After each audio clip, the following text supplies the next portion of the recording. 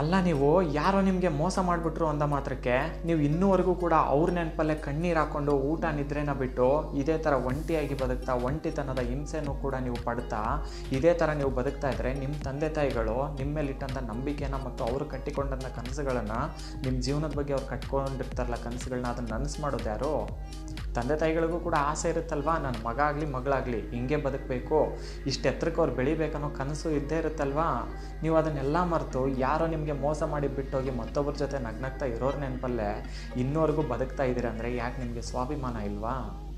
ಯಾಕೆ ಇಲ್ವಾ ನಿಮಗೆ? ತಂದೆ ತಾಯಿಗಳಿಗಿಂತ ಕೂಡ ಹೆಚ್ಚು ಅಂತ ನಂಬಿದಕ್ಕೆ ತಾನೇ ನಿಮ್ಗೆ ಈ ಥರ ಮೋಸ ಮಾಡಿಬಿಟ್ರು, ನಿಮ್ಮ ಫೀಲಿಂಗ್ಸ್ ಜೊತೆ ಆಟ ಆಡ್ಬಿಟ್ರು ಅವರು. ದಯವಿಟ್ಟು ಕೂಡ ಹೇಳ್ತಾ ಇದ್ದೀನಿ, ಈ ಒಂದು ನಿಮ್ಮ ತಲೆಯಲ್ಲಿದೆ ಅಲ್ಲ, ಇದನ್ನೊಂದು ತೆಗ್ದಾಕ್ಬಿಡಿ. ನನಗೆ ಅವ್ರನ್ನ ಮರೆಯೋಕ್ಕಾಗ್ತಿಲ್ಲ ಅನ್ನೋದನ್ನ ಮೊದಲು ತೆಗ್ದಾಕಿ. ಯಾಕೆ ಈ ಮಾತನ್ನ ಹೇಳ್ತಿದ್ದೀನಿ ಅಂತಂದರೆ, ತೆಗ್ದು ಹಾಕ್ತೀರ ನೀವು, ನಿಮ್ಮಿಂದ ಎಲ್ಲವೂ ಕೂಡ ಸಾಧ್ಯ.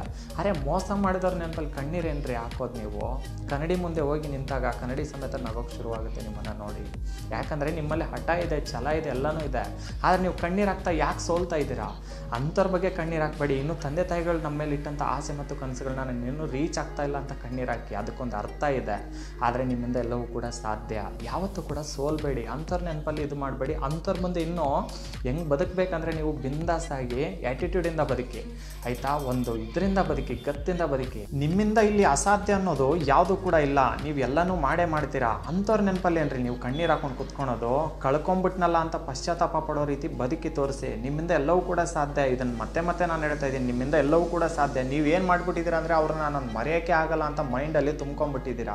ಯಾಕೆ ಆಗಲ್ಲ? ಹಾಗೆ ಆಗುತ್ತೆ. ತಂದೆ ತಾಯಿಗಳಿಗಿಂತ ಅವರು ಅದಕ್ಕೆ ತಾನೇ ಹೆಚ್ಚಾಗಿ ನಂಬಿಕೆ ತಾನೇ ಕಣ್ಣೀರು ಹಾಕ್ತಾ ಇರೋದು ನೀವು. ಅದನ್ನೆಲ್ಲ ಮೊದಲು ತಲೆಯಿಂದ ತೆಗೆದಾಕಿ. ನಿಮ್ಮಿಂದ ಎಲ್ಲವೂ ಕೂಡ ಸಾಧ್ಯ. ನಿಮಗೆ ನೀವೇ ಪ್ರಪಂಚ ಆಗಿರಬೇಕು, ಆಯಿತಾ? ಕಣ್ಣೀರು ಹಾಕಿ, ಆದರೆ ಯೋಗ್ಯತೆ ಇರೋರಿಗೋಸ್ಕರ ಮಾತ್ರ ಕಣ್ಣೀರು ಹಾಕಿ. ಸಿಕ್ಕವ್ರ ಬಗ್ಗೆ ಯೋಚನೆ ಮಾಡಿಕೊಂಡು ನಿಮಗೆ ಮೋಸ ಮಾಡಿದ್ರ ಬಗ್ಗೆ ಯಾವತ್ತೂ ಕೂಡ ಕಣ್ಣೀರು ಹಾಕಬೇಡಿ. ಕಣ್ಣೀರಿಗೂ ಕೂಡ ತನ್ನದೇ ಆದಂಥ ಬೆಲೆ ಇದೆ. ನಿಮ್ಗೆ ಒಳ್ಳೇದಾಗೇ ಆಗುತ್ತೆ. ಒಳ್ಳೆಯದಾಗಲಿ.